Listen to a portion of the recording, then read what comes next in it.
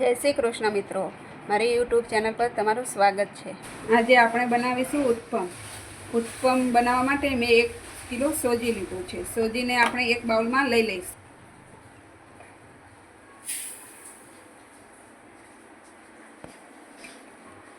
અને આપણે પાણી રેડીને એને પલાળવા 1 કલાક સુધી મૂકી દઈશું, એટલે આપણું ઉત્પમ સરસ બનશે।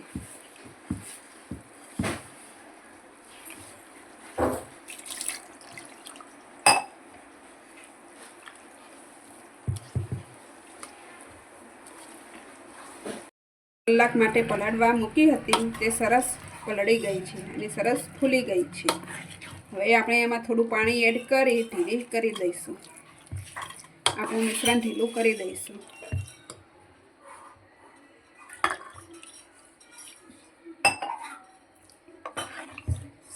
આવી રીતે હલાવી અને મિશ્રણમાં પાણી બધું મિક્સ કરી લઈશું।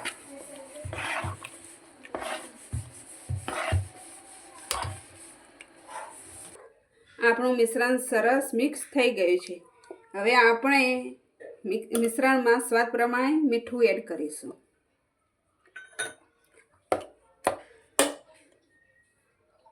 મરચું એડ કરીશું।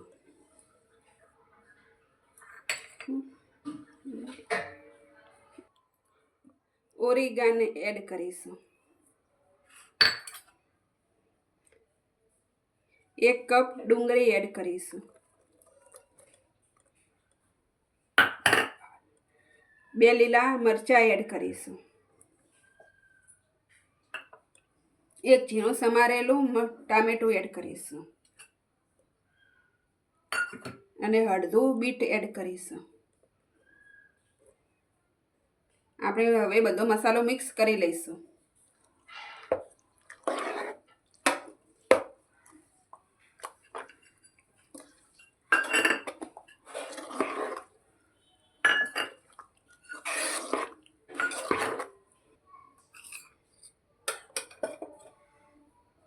કરીશું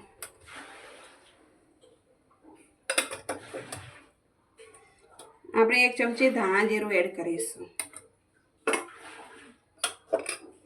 આપણે થોડા લીલા ધાણા એડ કરીશું। આપણે બધો મસાલો મિક્સ કરી લઈશું।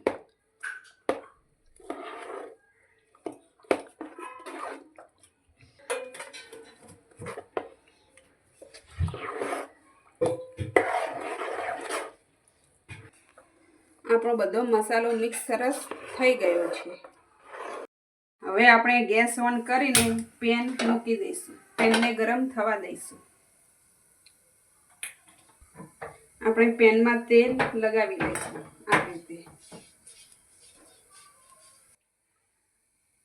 આપણું પેન ગરમ થઈ ગયું છે। હવે આપણે ઉત્પમ બનાવી લઈશું।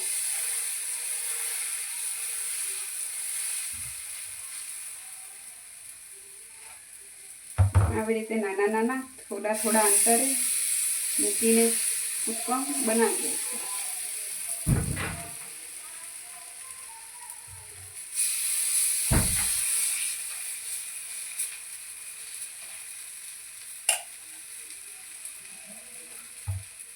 આપણા ઉત્પમને 5 મિનિટ સુધી ચડવા દઈશું।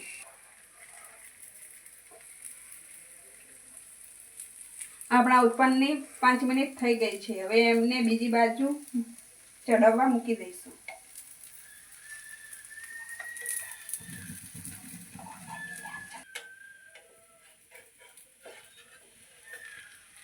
હવે આ રીતે ફેરવીને ફરીથી ચડાવવા મૂકી દઈશું।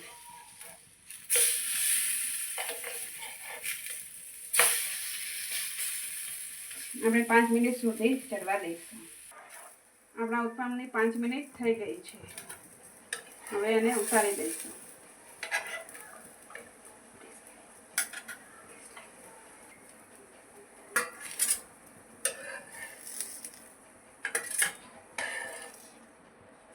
આવી જ રીતે આપણે બીજા ઉત્પમ પણ બનાવી લઈશું। આપણા બધા ઉત્પમ તૈયાર થઈ ગયા છે। આપણે ઉત્તમ સોસ સાથે સર્વ કરી લઈશું.